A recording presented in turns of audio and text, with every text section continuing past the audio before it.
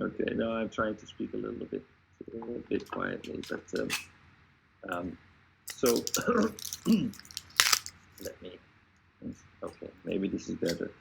Um, we were talking about globalism, and why did globalism start?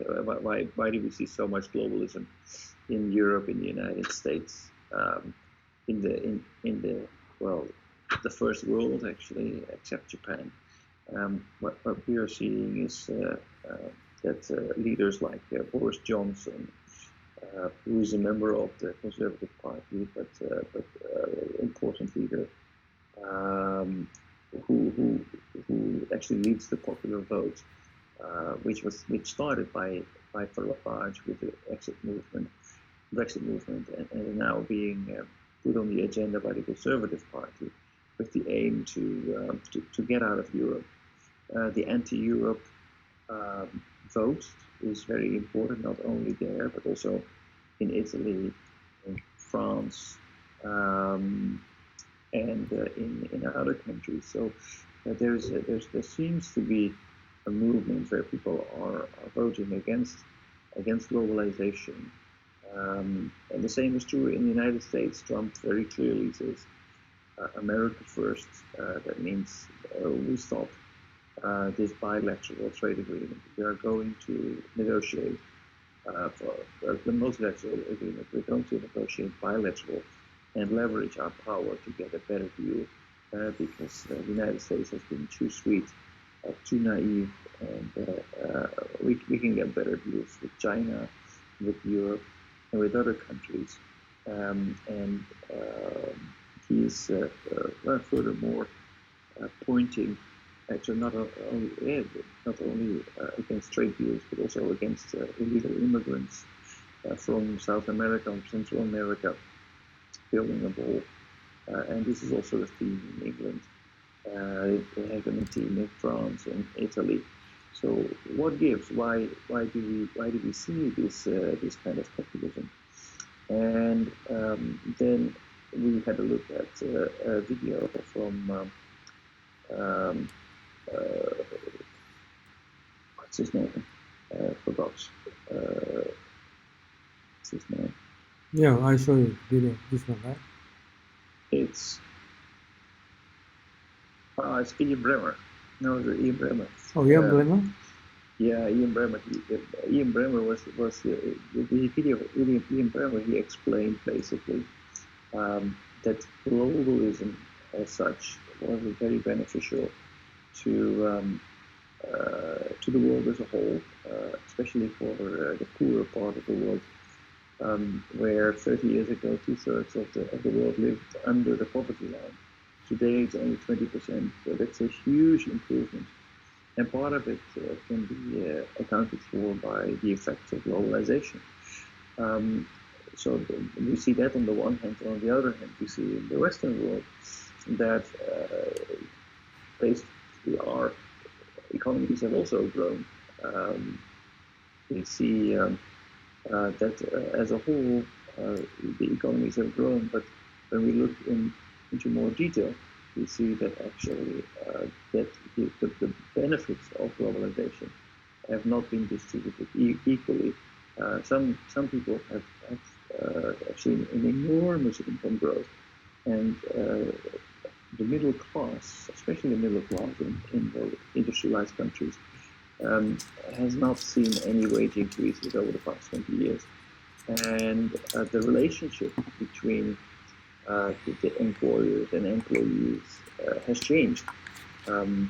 So where it used to be 20, 30 years ago that the companies, they invested in their workers, the profits that were made by companies were reinvested into education, in better wages, in better workwear circumstances, in pension plans, and basically because companies were very much reliant on these workers.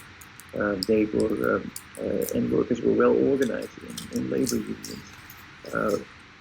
There was a very strong tie between worker and employer, and this basically led to a quick rise of workers in terms of wealth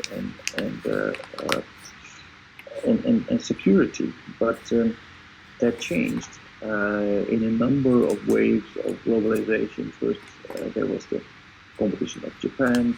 Actually, Japan turned out to be much more efficient than the United States. Then we saw a crisis, and we saw basically that companies needed to adjust to new realities. And what happened is that actually companies realized that their unique advantage were not their workers, because there were workers everywhere in the world, and the new technology, internet, the logistics infrastructure, development in logistics, the legalization, the global legalization made it quite easy for companies to outsource their production to parts of the world where wages were a fraction of what they had to pay in Europe or in the United States. So workers were now competing with workers elsewhere, and especially since at the beginning of globalization, putting a factory up in India would guarantee that you would attract the king of the crop of that country because of attractive wages. So this meant that actually blue-collar workers were competing with top-class workers in India. And a lot of companies benefited, and therefore it's important for rationalization. So basically, the company started to change from a reinvestment into their workers and into actually focusing on shareholder value, because as long as they have the capital, they can move their capital anywhere in the world and produce. So there was instead of a labor focus, there was a shareholder focus. They stopped investing in workers. They started outsourcing. And this led to insecurity in the middle class, in the blue-collar workers. And blue-collar workers felt that they were left alone. Then they also saw that the inequality gap was growing because they saw on television.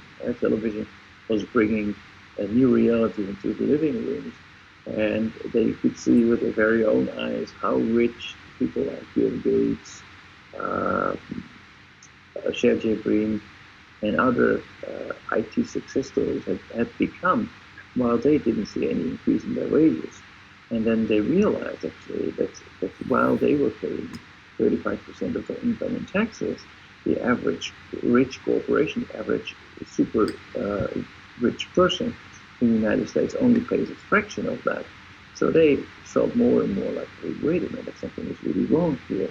My wages are lower, my security is not, my future, my pension is not guaranteed. The money that I save doesn't get any interest because these rich people have been pumping money who are in control of the Fed, who are in control of the government, who are in control of the banks. They have been pumping money into this economy, reducing the interest rates. So I'm not getting any benefit of my savings anymore. What is this? I mean, the system is rigged. It's a famous words from Donald Trump. And many people are seeing that.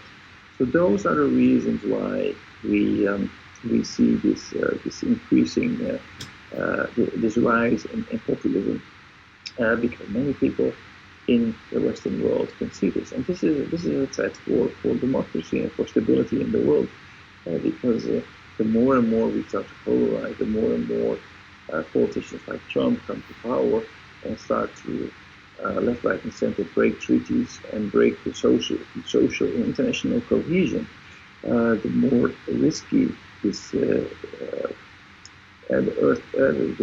world will become.